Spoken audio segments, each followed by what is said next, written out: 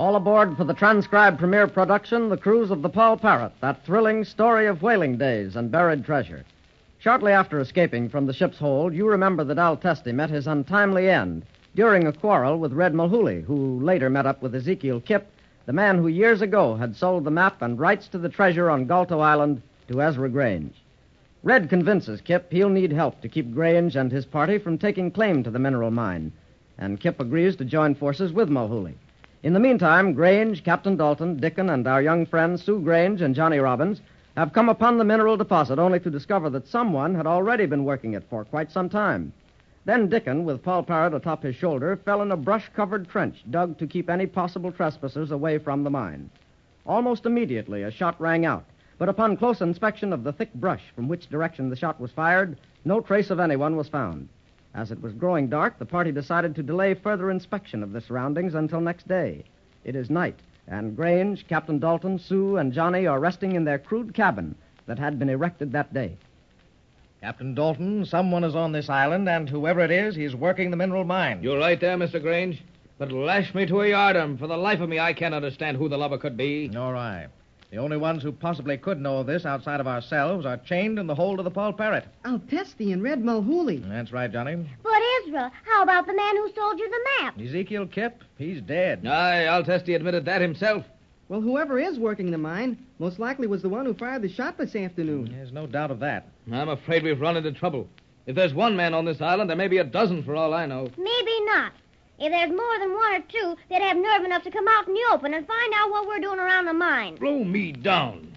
There's some smart thinking, young lady, and you're most likely right. If it wasn't for the fact that the mine had been worked for some time, I'd say that perhaps Al Testi and Red Mulhooley had managed to escape from the boat. But whoever is working at the mine has been there for a long time. You're on the right course there, too, lad. I'm beginning to wonder if I didn't make a bad bargain when I bought the map and a share in the minerals. I don't think you did, sir. If the mine's worth trying to pirate, she's worth trying to protect. After all, half the loot belongs to Johnny here, and I mean to see that he gets his rightful lot. Blow me down if I don't. Captain Dalton's right, Ezra. And whoever it is, he's not going to keep us from getting our share of it either. Well, if you two kids can be that brave about it, I'm sure I can. But I don't mind admitting, Captain Dalton, I don't like it one little bit. Neither do I, sir. So I'm going to change matters just as soon as we can look over Galto Island tomorrow. We'll then soon know just who and how many sneaking lubbers there are to deal with. Listen, Captain Dalton. There's that noise again. Smoky Mouth. Aye, aye, mateys. That's the volcano, all right. You know, Captain Dalton, I've noticed that it starts its rumbling pretty regular about every hour or so. Yeah. Does a volcano have certain times when it rumbles? No, me hearty. Sometimes a volcano such as this one is quiet for months. Then again, it's liable to act up for days at a time. There's really no telling. Are there many of them in the world, Captain Dalton? Aye, lad, there are lots of them. As near as I can recollect, there's a place they call Salvador down in the Central American country that has more what you might call active volcanoes than any other part of the world. I wouldn't like to live there. But still, a lot of people live there all the I time. guess they're used to it, Mr. Grange. Blow me down. I can't see how anyone would ever be able to rightfully get used to them, as ornery as they are at times. And I suppose in Salvador, you simply have to become accustomed to them. Nowhere is one out of sight of at least one volcano, and usually there's several within range of vision. Aye, right you are, Mr. Grange. I don't know which is the hardest to get used to, volcanoes or sneaking rascals shooting at us from ambush. To be truthful, Mr. Grange, I'm more concerned over Smoky Mouth than I am about whoever's trying to keep us off the island. You know, Dalton, if we're all made rich from the mineral treasure, no one can say we made our fortunes easily. Aye, and that's no yarn, sir. Now what? Come in. Captain Dalton. Captain Dalton, sir. The bloomin' rollers have jumped the brig. Ease down, matey. What's all the blowing about, and why didn't you take to the rigging as I told you? I did that, sir. It strike me mainsails when I boarded her. Guess what, sir? This is no time to be guessing. Out with it. What's in the bloomin' wind, you loony sea salt? Mate Wainwright, sir. He was barnacled to the mast. Tied up, Dickon? Tied up he was. Tighter in a casket. He wasn't hurt, I hope. No, sound as a foremaster. But neither he nor Jameson could weigh anchor for the ropes what bound him. Well, you don't have to tell me. Those two bad ones, Al Testi and Mulhooley, have escaped, and they're on this island, you may rest assured. You may lay to that. No, sir. Let me finish, sir, please. After I loosed Wainwright and Jameson, then they told me what happened. All Testi and Red surprised him, tied him up, and then the two of them had it out between them on deck. But why, Dickon? That's beyond my navigating, miss. The two blubbers escaped from the hold, but only one got away. Al Testi, I'll wager. You're wrong, sir. Red threw old Testy over the rail, so Wainwright told me. Got into a school of sharks. And I feel sorry for the sharks on a night like this. It's indigestion they'll all get, or I miss my guess. Then that means that Red Mahooly is on this island. And he's the one who shot at us today, I bet. Likely as not. But I'll say this. If that pirate-hearted swab is on this island tomorrow, I'll find him. And he'll not soon escape us this time. If he's on this island, he won't be leaving right away. And right now, he's most likely doing a little plotting. Come on, old man, Kip. Hurry along. We gotta strike now while there's yet time. But, Red, they'll be on guard. There's too many against us. That's why we've got to strike right now. Tomorrow will be too late. The mine is my own, and I don't want them taking it away from me. That's what we're going to keep them from doing. But we can't do it by fighting them. We got to outthink them. Well, what are you going to do? I've been spying on them ever since you took that shot at them through the bushes. I told you not to shoot. I had to. I wasn't going to let them get at the mine. Those minerals belong to me. Understand? To me. Don't forget you promised to split with me if I helped you get rid of Grange and his friends. That's right. Well, just don't forget it. I won't. Go ahead now and tell me what we're going to do. Wait. Hold up your hulk a minute. What's wrong? Nothing's wrong. I told you I've been spying on them. And look down there. See? Cabins. Yeah, cabins. And that one to the right is where Grange and Dalton and those two young'uns are. So? So we're going down there. What? Why, you're crazy. I'm not going near them. They'll capture us. But I'll shoot at them. I can do that. Put that gun down. You're the crazy one, not me. Put that gun down or I'll take it away from you and lambaste your cranium. All right. My, but you have a bloomin' temper on you. Listen, here's what we're going to do. You see those two cabins down there? The one on the right is where Dalton and Grange and them two, the boy and the girl is. The other one is where the rest of the crew is bunked. So? Quit butting in with that so. And wait till I finish is what I'm saying. The crew's been a-working hard putting up those shacks, and they're so tired they'll be snoring like a bunch of sea turtles. Yes, you're right. They just blew out their lamp. See? What'd I tell you? The lamp's still lit in the other cabin. Now's the time to strike. But what are we going to do? Well, I figure this way. We can't fight them. There's too many of them. But if we can capture one of them, they won't dare fight us for fear we'd kill whoever we capture. But who are we going to capture, and how are we going to do it? Leave that to me. We'll sneak around in back tonight. But, Ezra, why must we go back to the boat tonight? We'd like to stay with you and be of some help, sir. No, I'm not taking any chances. You two are going back to the boat. Mr. Grange is right, me hearties. There's going to be a bit of trouble tomorrow. We want neither of you getting hurt. Dickon, go to the other cabin. Get two of the crew. I'll need 'em to row Sue and Johnny here back aboard the Paul Parrot. Wainwright and Jameson are already aboard ship. Tell them to take good care of Sue and Johnny and stay on board. You and the two men come back. Aye, sir. And I'll be doing right off, sir. As soon as you raise the two men, come back and get the boy and girl here and carry out my orders. But, sir... We don't want to go back to the ship. Now, Sue, Captain Dalton is giving orders here, and they must be carried out. Mr. Grange here is right, Miss Sue. You two brave uns will be safer aboard the Paul Parrot. Well, here I go, Captain Dalton. I won't be long.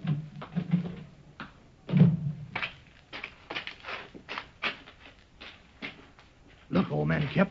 There's the one-legged sailor Dickon coming out of the cabin. When he passes this way, we'll grab him. Well, what good will that do? I'd rather capture one of the young'uns, but we can't be too choosy. Shh. Say, I could get a good beat on them from here. I could drop them in his tracks easy. If you don't put that gun down, I'll drop you in your tracks, you old buzzard. Quiet now. When he passes here, I'll grab him, and you tie this rag around his mouth to keep him quiet. Then we'll wrap this piece of paper around a rock and throw it at the door of the cabin. When they come out to get the note, they'll find we got Dickon. How so? There's nothing on the paper. No, but there will be before I get through. I'll tell them we got Dickon captive, and if they don't leave the island, that we'll kill the swab. Shh. Make ready now. Here he comes.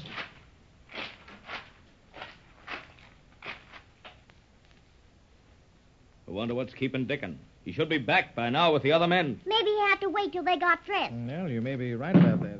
Huh. What was that? Hey, Sounds as though something hit against the door. I'll see what it is. Sue, you stay away from that door. Yeah, you better. No telling what's up. I'll see. Perhaps it was just a branch. There's a wind a-brewing.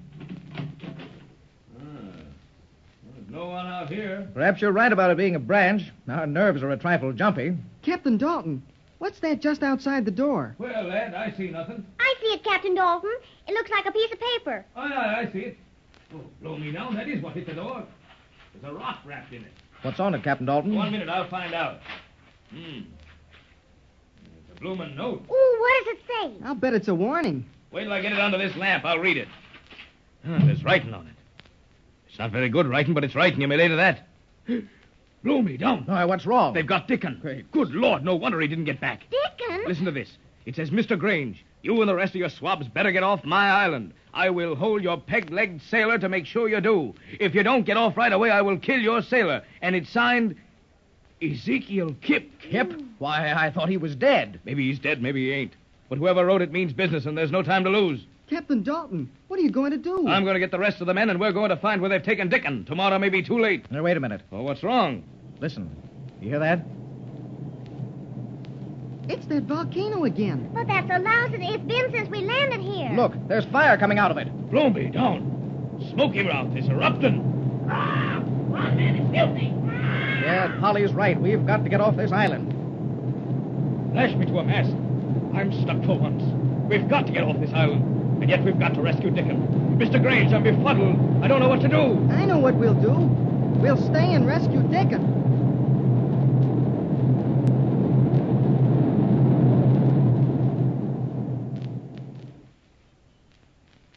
There's a mighty tough corner for Captain Dalton, Johnny, and Sue to be in all right. With Dickon in the hands of Red Mulhooley and Ezekiel Kip, and the volcano, old Smoky Mouth, running rampant, what to do? Will our friends be forced to get off the island to save themselves, or will they be able to find and rescue Dickon before any damage is done? Be sure to listen for the next exciting adventure in the cruise of the Paul Parrot. Your Paul Parrot announcer is Dave.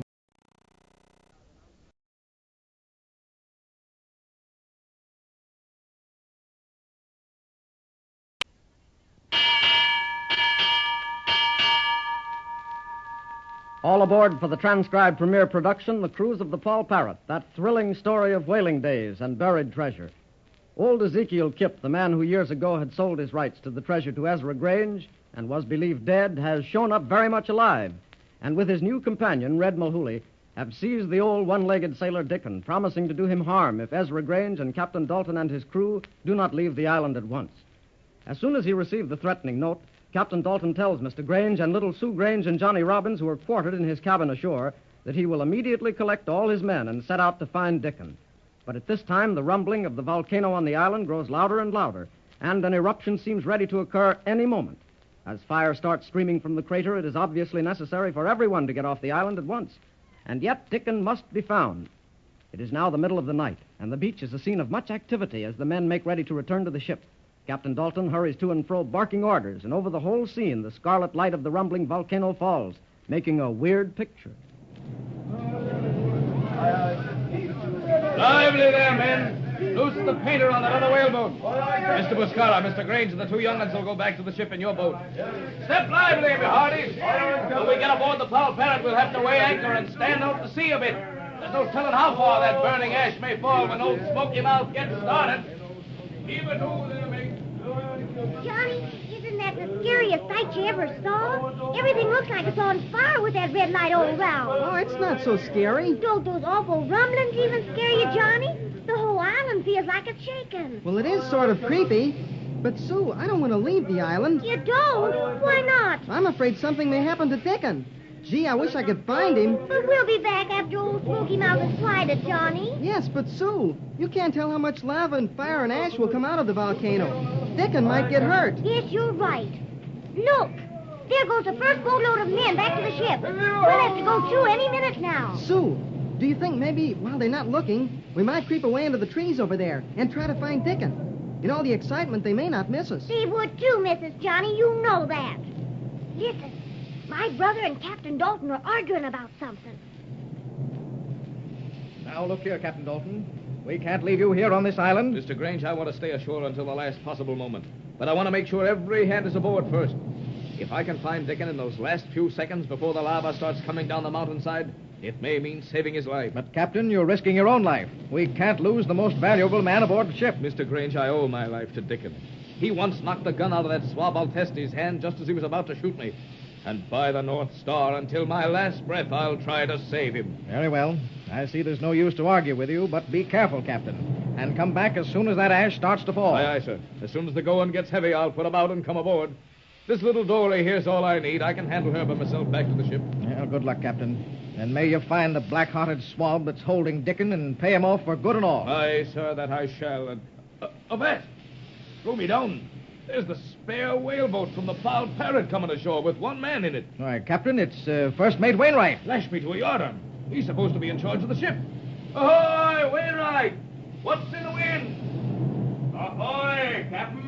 Where will I be, sir? To port, mate, to port, to port. Port your helm, make for that smooth stretch. Aye, mate, that does it, that does it. Captain, I saw all hands on beach here and old Smoky Mouth spitting fire, and I guessed you were planning to stand off from shore till the volcano was quieted down. I lowered the spare boat ready to come ashore if needed, and when Nicholson's boat made the ship and he told me what happened to Dickon, I had to come. I've asked George, there's no need of two of us staying ashore. Let's not risk more lives than we must. You go back with some of the men in your boat. It'll lighten the load in the other boats. Roy, mate, are you figured on staying here? I've got to hunt for Dickon. I won't leave till the last second, you may lay to that. There's no telling what may happen to old Dickon when Smoky Mouth really breaks loose. So help me, Roy, if you stay ashore, I will too. It'll need both of us to row your dory back. Mr. Wainwright, are you forgetting I'm your captain? Blow me down, you'll take orders from me. Roy, are you forgetting I'm your friend? We've got to weather the blow together, mate. Avast, you grizzled old walrus, I guess you're right. We're mates, fair weather and foul. Good, Roy. Two sets of keen eyes searching for Dickon will be better than one. Oh, Johnny, Mr. Wainwright's going to stay ashore with Captain Dalton. Let us stay, too. Let's do, Sue. Nobody's looking right now. Let's run for the trees. All right, let's go. All hands put to sea. Make for the ship. Mr. Wainwright, staying with me, Mr. Grange. We'll join you when we find Dickon, or when it gets too hot for us here. Very well, you're master, Captain. Oh, but wait. Where are Sue and Johnny? Blew me down, they're gone. I haven't been keeping an eye on them. Supper and whitefish. I'll bet they ran back in the woods to hunt for Dickon, too. You know how much they like that old salt. Good Lord. They're in terrible danger. I'm staying ashore, too. Hold on, Mr. Grange. There's no sense in putting yourself in danger, too. They've gone the same way we'll be traveling. We'll catch up with them. We'll take them back to the beach. They'll wait in the boat until we come back. Oh, this is a horrible business. This confounded treasure is costing us dearly. Captain, you've got to find them. We will, sir. You may lay to that. Come ahead, George. Come ahead. Aye, sir. Now our job's doubled, Roy. We got to find the young'uns, too. Aye. I didn't dare show Grange how worried I am, but there's no point in getting him lost, too. Batten down my hatch, Roy. We've got to find Johnny and Sue. We've got to. Aye, George, I know it. Let's head for the other side of the island. That's the only place our men haven't explored. That's the only place anybody could be hiding old Dickon. Avast there. Footprints. Little ones. Blow me down, George. We're right on the heels of Johnny and Sue. Hurry, hurry. I can't help wondering what's happening to Dickon right now. I tell you, Kip, I don't like it. I don't want to be caught in a bloody furnace when that bloomin' volcano starts to rip. Easy, matey. Easy, I say. Old Smoky Mouth has been doing that for many a day since I've been here. His bark is worse than his bite, I'll tell ye. He's never erupted yet, just like showing off a bit. I don't like it. The air's full of sulfur so you can't even draw your breath. I don't like it. I say leave the old man here and let's us row out to sea till the worst is over. Let me tell you something, you big walrus. The kind of volcano that spits out a lot of fire and smoke usually sends out burning ashes, falling far away from the volcano itself. It seldom rolls molten lava down its slopes. Them's the quieter ones, and them's the most dangerous. The safest place here is close to the foot, right here where I've built my cabin. How can we be safer here in the lee of that fire-breathing monster than out to the sea? You can't tell how far out to sea them ashes will fall. Sitting out there in the boat, watching the fireworks, you're just as apt to get a red-hot clinker on your head as not. You better be right, blast you. I tell you, old man, if things start falling on the roof of this shack, I'll flay you alive, you old buzzard. Red, let's stow this blasted argument. Let's go out and see how the one-legged swab is getting along outside. He won't be doing nothing, mate. When Red Mulhooly lashes him up, they stays lashed. He won't get them ropes off. No, sir. See? There he lays, just like we left him. Avast, you bill scum. If I ever get all of these ropes, I'll stave in your sides for you with me peg leg, and you can lay to that. Now, me hearty, strong talk'll get ye nowhere. When your mates leave the island, you'll be set free. You'll not be harmed. You blinking albatross. You'll suffer plenty harm if you don't batten down your hatch. Why, you bloomin' rats, I'll scuttle your decks for you. Scuttle the ship. Make 'em walk the planks. Stow that, you crazy pelican. I don't see why we didn't get rid of that parrot. I never did like you squawking. It wasn't no business of ours if he followed along when we reefed in Dickon, was it? His squawking don't bother me none. Lash the redhead to the yardarm. Boil him in blubber.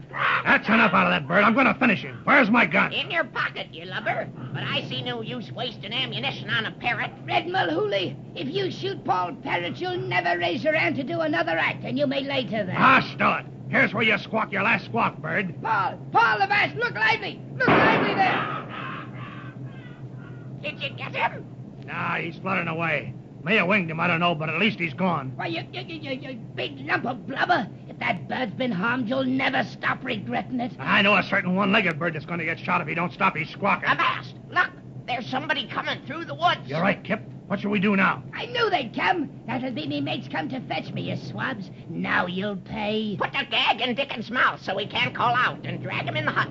We can go up a bit the mountain slope and lie and wait. When they come close, they'll see the cabin and come out. And we'll have them covered with our guns. It's just what I was thinking, Kip. I'll use my kerchief to gag him. Don't you tie that filthy rag around. Avast! Whoever it is that's coming, that blasted parrot is guiding them here. I knew I should have shot that bird. There. He's in the cut. Let's go. Right behind the cabin and up the slope, matey. Blasted, I don't like climbing up this slope. You never know when that volcano's going to rain hot coals down our necks. We're safe, I tell you. You better be right, Kip. You better be right. Here they come. Ahoy! Whoever's in that cabin, come out or we'll shoot. Don't let them see you till you get up close. It's that bloomin' Captain Dalton himself. Made Wainwright, blast me. I'd like to put a shot into that bloomin' captain. I swore I'd get him sometime. You will. Wait till he gets closer. Look, the parrot's flying into the hut. That bird sure likes that one-legged sailor. Come out, I say, or blow me down, I'll fire. Let me shoot at him, Kip. Wait till they get just a little bit closer, Red. We can't afford to miss. Look out! There's rocks falling down on us. He hit that bloody volcano. I knew you was crazy, you blasted old vulture. I might get killed. I'll show you. Run, Red, run! Avast! Don't hit me. I never thought it would... I gotta save me skin while I run. Avast, look up the hill. There goes that lubber red. Stop or I'll shoot. Get him. I can't see. The air's so full of smoke and sulfur from old Smoky Mouth. Our parrot's calling from the hut. Maybe Dickon's in there. You're right, Roy. Come ahead. Aye, George. Look. There he is on the floor, trussed up. I'll loosen the gag in his mouth. Oh, blow me down. He's got as much rope wound around him as a full-rigged ship. I knew you wouldn't fail me, Captain. You have Paul Parrot to thank for us finding you, Dickon. He led us right through the woods to the hut. Batten down me hatch. Look there in the doorway. Hello, Captain. Dickon. Gee, I'm glad we found you. Johnny and Sue. Oh, you had no right to leave the beach when you were to go aboard. Mr. Granger's worried sick over you. And so are we all. But we helped you. Those two men might have shot you. We crept up to the side of the mountain when we saw Red and that old man was Dickon down here at the hut. And then when you came out of the woods and they came partway up the hill, they were just ready to shoot at you. Yes, but you see, we were just a bit behind them, and we rolled rocks down on them. They were frightened, and Red hit the old man and knocked him out. And then ran away when you fired at him. Captain, we're the luckiest lubbers on land or sea to have two such brave young souls with us. Aye, Dickon, right you are. It's lucky for us you did run away from the beach. All together again, me hearties. Way anchor for home. Paul's right. We'd better get on our way back to the harbor. There's no telling what may happen next. Up there. The volcano. She's really starting now. Clouds of hot ashes are falling. There's a cave over there behind the hut. It'll be safer there than in the hut. Make for it. The volcano's loose, and we're in for it now. The ship's foundering.